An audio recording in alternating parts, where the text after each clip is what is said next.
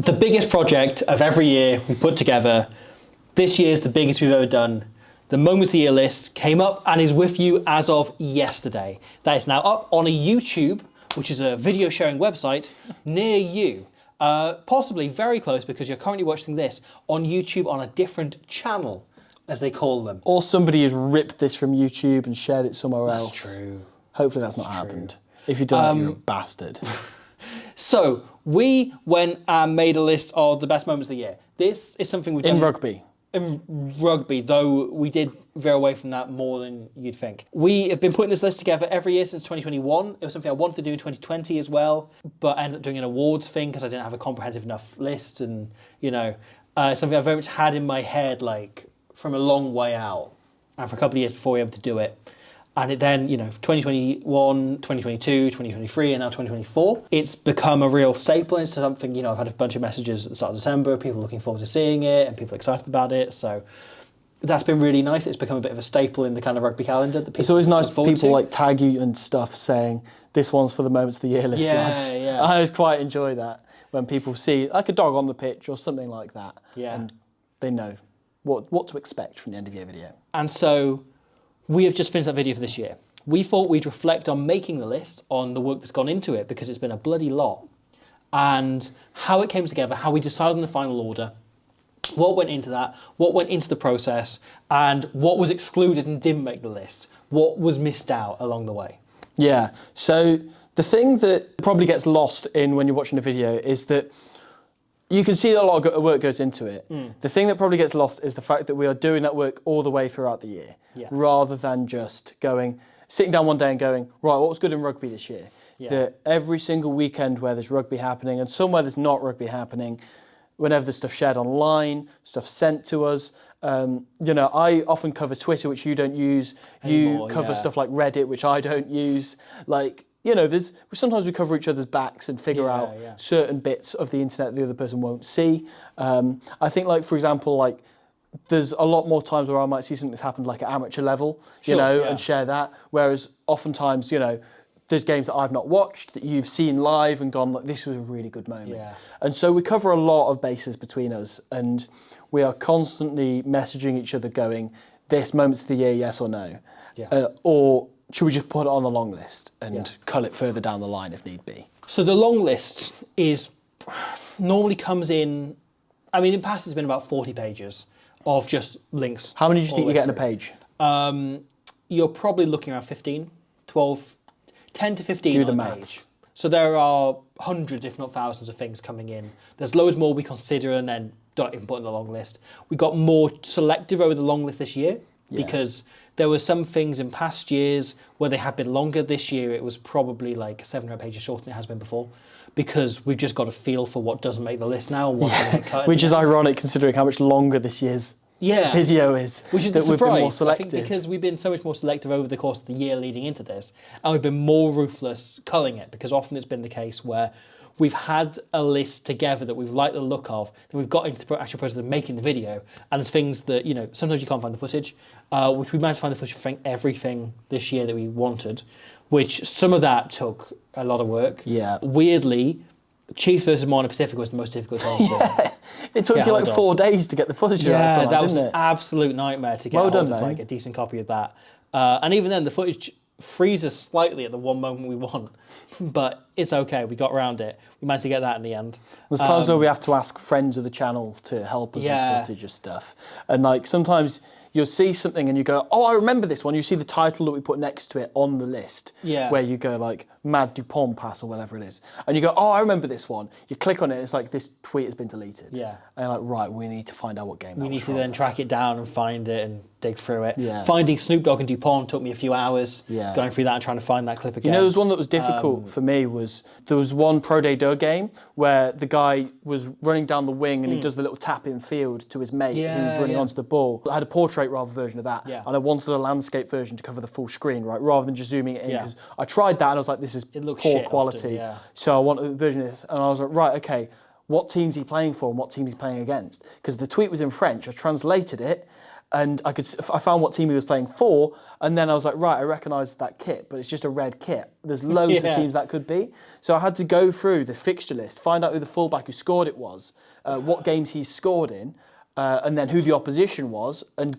get the highlights of that game. Wow, okay, yeah. So sometimes stuff like that happens. That's the process. Yeah. Again, like getting hold of Denmark against Norway was a bit of an ordeal. We got there in the end. In fact, Rihanna Garth-Jones friend the catch. Yeah, first Danish women's game in 20 years. Yeah, I knew one of the players, was able to, find a copy. But a lot of that, becomes a part of the process that adds hours on to what is already a very time-consuming process. We're already looking at well over an hour per minute for the edit. That's before you consider the script that goes into writing it, which is not my funnest bit of writing effort, because I know the thing is about pacing and, it's the thing that, again, this is a separate seminar, but the thing that has changed about my approach to writing over the years of doing this in Squidge Rugby is I now view pacing as the most important thing. You know?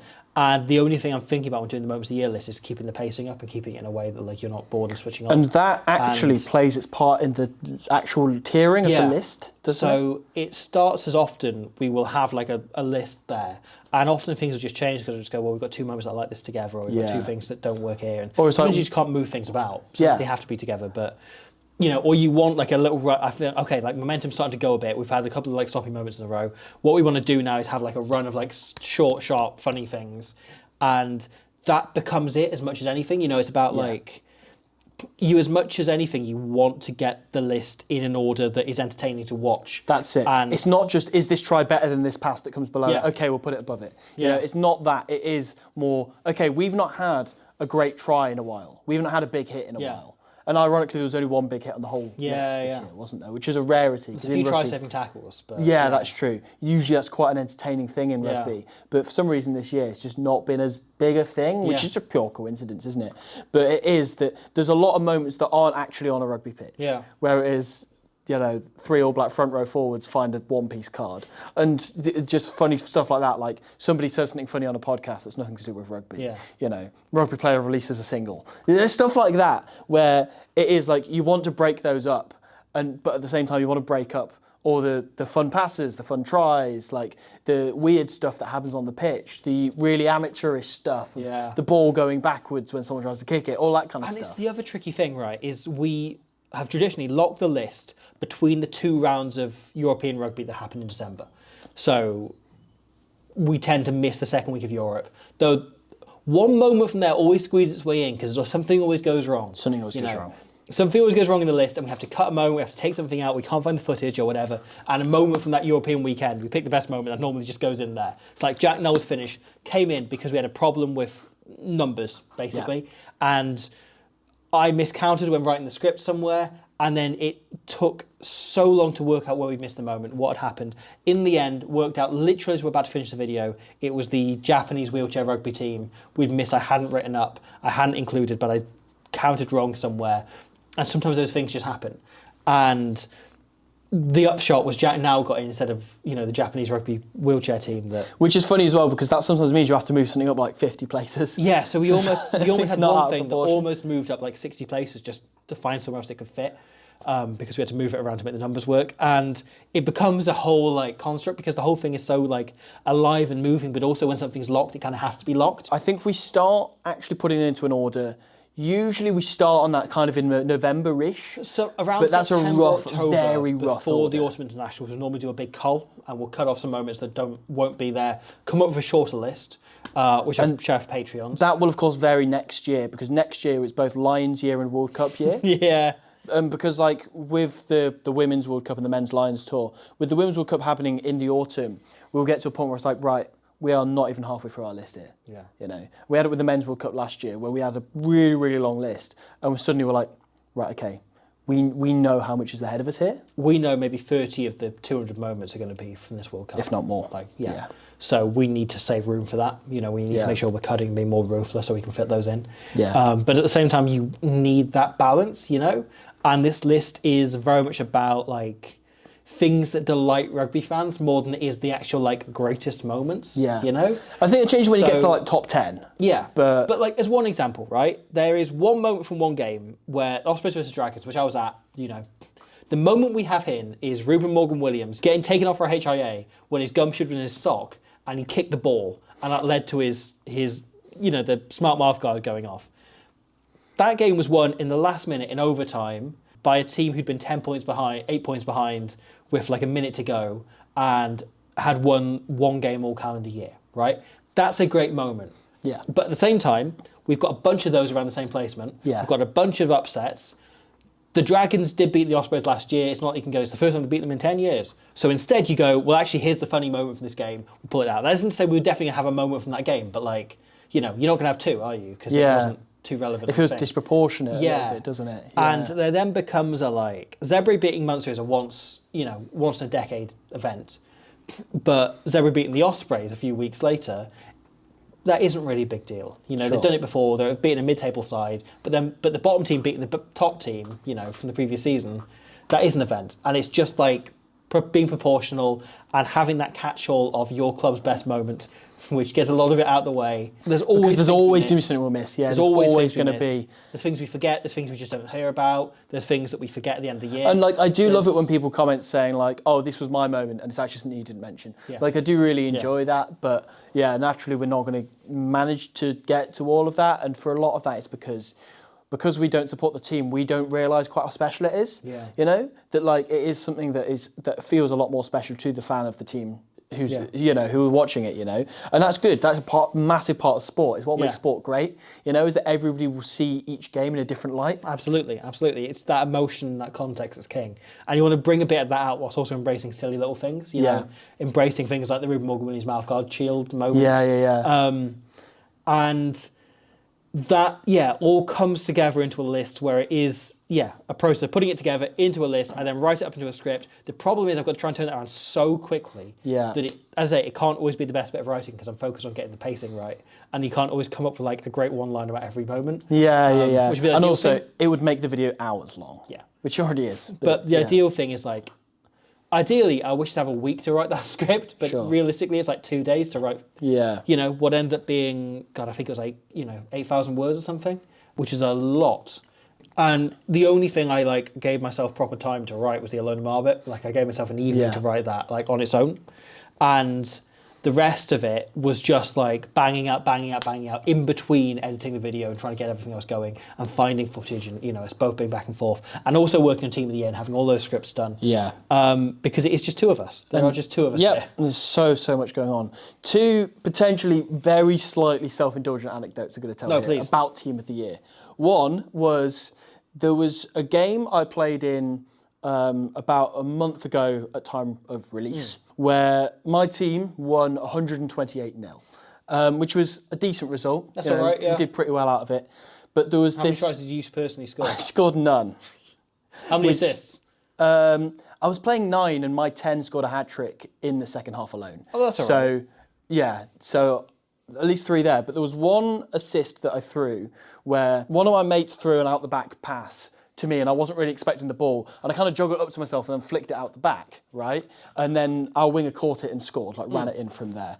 And when the video footage came out, I had 2 teammates send it to me and say, "Can you put this in the Squidge Moments of the Year, please?" And I was like, it's a little bit too self-indulgent to do that. And also, the referee gets in the way of my pass a little bit here, so you can't quite see it. But it was properly behind the back. Like I've never really attempted something like that in a game before, and it stuck. Right, it's just one of those things that you try when you're 100 odd points up. But I quite enjoyed that. I was just like, oh, okay, Moments of the Year is a thing that people people will happily attach that to. That's fine. Anyway, the second one, you can probably figure this out having watched the Moments of the Year video, but. So I coach my local Colts team at Long Eaton, and we went and played a game away at a club called West Bridgeford Rugby Club in Nottingham. So we played an away game there. They beat us quite comprehensively. They were a really, really good team, really good opposition, and like to be fair, above all, like they're top of our league, but they were a really nice bunch of guys. Like the coaches and the players were really, really lovely. And we were chatting in the bar after the game, all rugby values style, and it somehow conversation came out that the scrum half for the opposition was a fan of the channel, that he really liked the stuff, which was great. And he said some really nice things. We had a really nice chat, and his dad was one of the coaches. We had a great chat. And then word kind of then got out amongst the West Bridgeford players, and one of the lads said, I've been in one of your videos before, and I kind of went, oh my God, what was Antoine your... Dupont. Yeah. And but that's the thing, I was kind of like, how do you just get in a video without playing Yeah. international rugby? Like, and he was like, oh, it's the moments of the year. I was like, oh my God, what moment were you in? And he was like, I was playing at the Touch Rugby World Cup, and I was like, the one where the Welsh guy scored the try where he flicked it over his head, Gethin O'Callaghan, legend. Yeah. And he was like, yes, I was the kid he stepped. And I was like, dude, that's incredible. And then his coach just comes in and goes, oh my God, I've got a video of him running into the post from the other week when he scored a try. And so he set me up with that, sent that to me a couple of weeks later. And it's in the video. And it's in the video. So thank you to Mark and Will from West Bridgeford Rugby Club Colts for making that happen. That was a very wholesome exchange. And I found that very, very funny. And I think on the thing about it being self-indulgent, that's another thing, is like, last year we had the conversation around this, right? That if it had happened to literally anyone else, Austin Healy inviting me out for a fight would have been on the list. If it happened to anyone else, and we were like, well, this should be on the list. This was like a talking point in rugby that happened, that was like people talked about for and was like a weird big thing that happened. But you can't talk about it in first person. But it happened to me. Yeah. And so you're like, well, that it has to be exceptional. Exceptional in order for that to be the case. It would have to be like, Wales are short numbers and they call me up out the crowd. For that to be the thing that happens, you know. We just couldn't put that in. It just didn't fit. It just didn't make sense. It felt, too self-indulgent and weird. Yeah. Because the whole thing is we want to celebrate rugby rather than we want to celebrate Squidge Rugby. Like, who gives a shit about Squidge Rugby? Ultimately, like, it's a model, and I'd hope there's people who find the videos normally annoying. I want to finish the sentence. That isn't the aim of the channel. Who go like, actually, but the moments of the year are great. They're all in the comments now. But the moments of the year are great, and I enjoy watching that.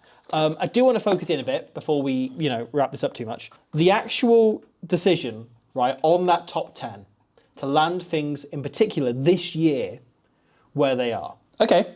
Because for a lot of the year, we had the number 1 spot as that Champions Cup final. And we discussed the reasons why in the video. I think it might be the best game of club rugby ever played. I think Dupont's performance was unbelievable, was like something I've never quite witnessed. I felt emotional watching that back in the past, like, definitely. I just don't believe like how good he was. Because of how good everybody else was around him. Yeah. And he was still a cut above all of those.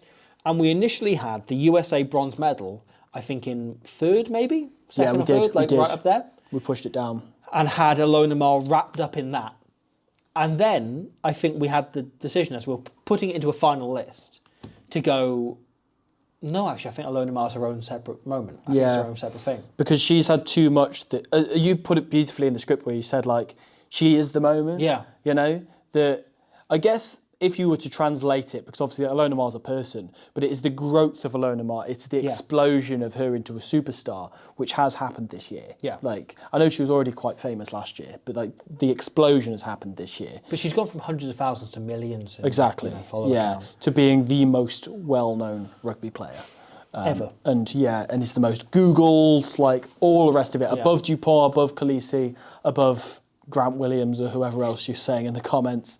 But to describe that moment in 2 words as Alona Mar, I think works. Yeah. Because she is a moment in time of the history of rugby union. Yeah. Rather than just rugby in 2024 or rugby sevens, whatever, of like rugby generally. We initially put that moment in at number 2 when we decided on that. We went like, that comes in at number 2. Dupont winning the gold medal is at number 3. And we didn't want those 2 next to each other. Yeah. And then we moved the USA gold down to number 10 because it was a huge moment on its own, like divorced from Alona Mar. And then it was literally like we put it in there on maybe like a Friday, and we were like, okay, we've got like a couple of rounds of like, I think we had a round or so of the autumn left to go, and then the first round of Europe, and then we'll finalise the list. And it was literally like the Monday. I just thought like, she's got to be number 1. Like, if she's on the list, she's number 1. It is the biggest thing to happen in rugby this year. And it's one of the biggest things to happen in rugby ever. Yeah. Is that like, if we looked back at this list, all of these lists in 20 years' time, and went, all right, what is the overall list of all of these things combined? Yeah. Right, Alona Mar's still going to be the top 10, if not top 5. You look at the things we've given the number 1 moment to, right? So it's the Alona Mar this year. It was Khaleesi winning his 2nd World Cup last year, and South Africa in general, but particularly focused on Khaleesi. Yeah. Year before that, Nawa's line out steal in the final minute when England looked like they're about to score the try to win it. That's insane. And Jonah Nawu gets up, steals the line out in the World Cup final, 82nd minute. When And then- England had scored off basically every line out in that second half, Yeah. off their maul, and then Nonru gets a massive puller in the way and they kick it out. But then the other one was Roman Untermatt running out from his own try line. Oh, mate. And the thing is, Don't do this to me. that one stands out like a sore thumb because it's not a societal brilliant moment. Yeah. But it's one of the great pieces. Not to you. But it's one of the great. I'm legally married to that moment.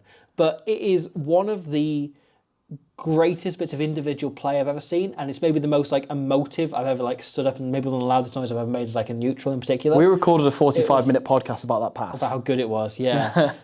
And that's like, it's a magical thing on its own terms that will still be talked about in a very long time, in the same way as like, I view it in the same way as like Gareth Edwards doing his chip ahead against Scotland and a lot of those, Jonah Lomu running over the top of Mike Catt, like, it's a moment that will be talked about for a very, very long time. And I think that's something that you've got to bear in mind over this, because in an awful way, like, there isn't like a linear version of this for rugby, and I don't want to say like we're filling that niche, but like, whilst there isn't that, whilst rugby aren't doing a moment of the year or a day of the year or a game of the year, We're happy to do that. like, yeah, we'll fill that gap, I guess, because hopefully, you know, this can stay up and stay out there for a long time. Probably saying this is like, someone pulls this down, that's god damn it, but I feel the fear like jinxing that, even saying it out loud. But yeah, I think that's very much like in mind is what is a moment that stands out that will stand the test of time, and will still be relevant in 5-10 years time. And I don't think this promotes winning the Rugby Championship will be. I don't think the Champions Cup will be. Yeah, because somebody else will win the Champions Cup. Someone else will win the Rugby Championship. I think the DuPont of the Olympics is almost a stronger one. Agreed. But I also think it's like a weird...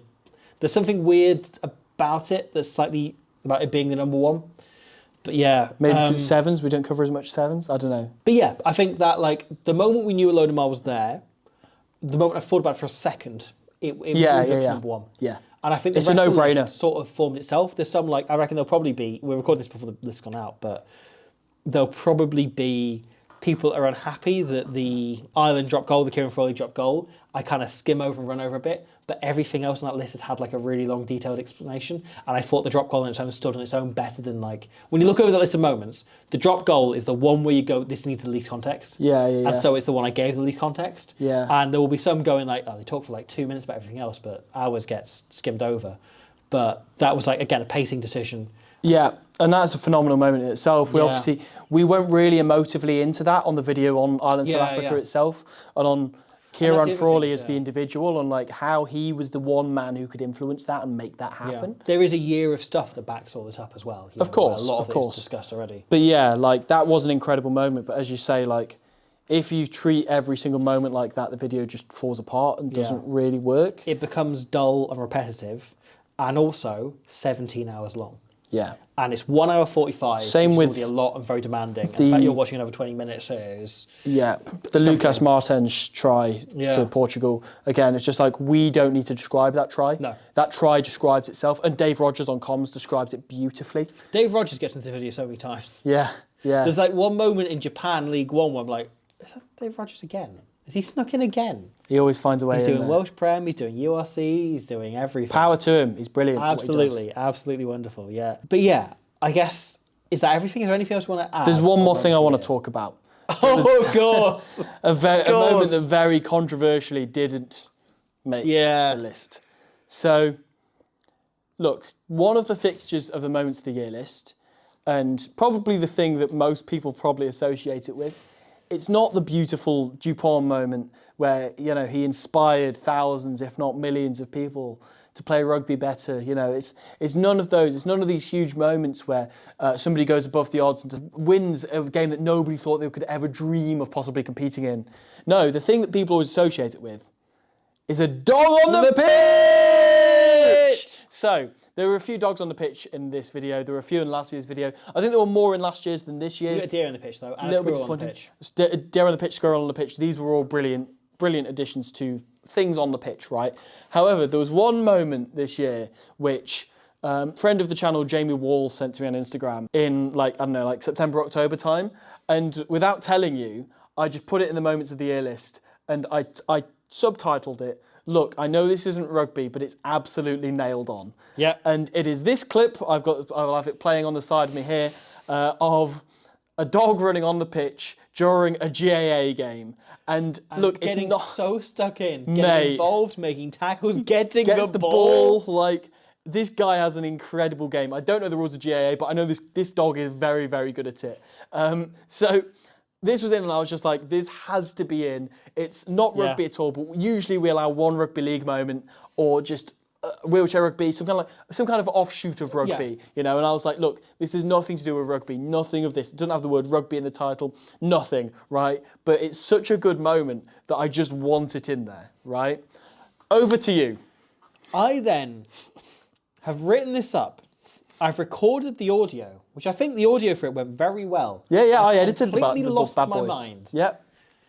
And then I'm editing the video, I'm editing the clip, and I get to it, and I think, yes, finally, we get to add in the dog on the pitch.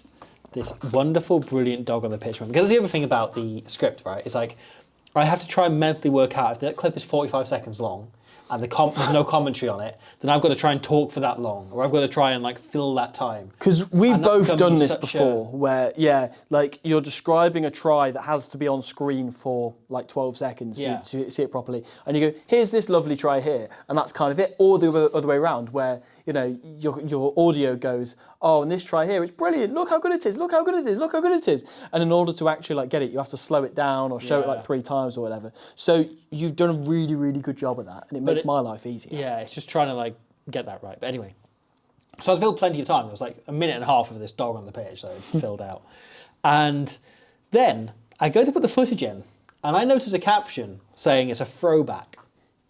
And I look this up, I follow this up. And not only was this not a rugby moment, it wasn't a moment from 2024. The clip had been shared to mark the 20th anniversary of that dog getting on the pitch. I was so keen to get him in the video. We almost had, in the rugby moments of 2024, a GAA moment from 2004. From 20 years previous in a different sport. Just because a dog was on the pitch. I drew the line. That's it. We had a can't. chat and we were just like, can't. yeah, fair play. I've had an absolute mare there. It probably is vital to get into the 238 rugby moments of 2024 that it either needs to be a rugby moment or from 2024. That we probably need at least one of those two things. And it was neither. Thankfully, Jack nailed in a really good finish. So that could go in instead. Oh yeah, it was high up the list, wasn't it? Yeah. Oh, I begged for that to be in. Not begged, but I begged for it to be high on the list. And yet, not rugby, not 2024. Maybe next year. Maybe next year we'll add a cantaloupe falling onto the pitch in a game of sled ball. Yeah, from 1974. Yeah. There's always next year. Always next year. We'll see you next year. Yeah, 4 more rugby moments of the year. We've got Team of the Year coming up before too long. We'll be with you. Then there'll be 6 successive days. There'll be 1 each day. And we're going to do a fun video around New Year where we try and do some rogue predictions for rugby in 2025, which is a lot of fun. But in the meantime, I recognise now, as this goes out, it is Christmas Eve. It's not Christmas Eve for us. Not yet, not at all. We're still losing our mind having only just finished that video that's an hour and 45 minutes. But for you, it's Christmas Eve. And I'll say I want to wish everyone a very, very merry, very happy, very fruitful Christmas Eve. No, Christmas and Merry Christmas as well. As well as the Christmas. Christmas Day. Yeah, that's in there. That's in there. Yeah. I hope you have a pretty good Christmas Day. I hope it's there's like roast potatoes, Yorkshire puddings, Wallace and Gromit. Wallace and Gromit. Feathers McGraw, man. I'm going to get my hands on you. And then I would say enjoy the Boxing Day rugby, but that only applies to people in Cardiff and Newport this year. Yeah. Because of woke. But if you're playing in a Boxing Day game this year, of course, if you're a front row forward, this is me advocating for you to play 10 or 9 this Boxing Day. And if you're a scrum half, this is me advocating for you to play number 8. Good luck. Good luck. God bless. Thank you very much. And we will see you in the new year for more Dogs on the pitch. GAA. Rugby. GAA. What a shambles.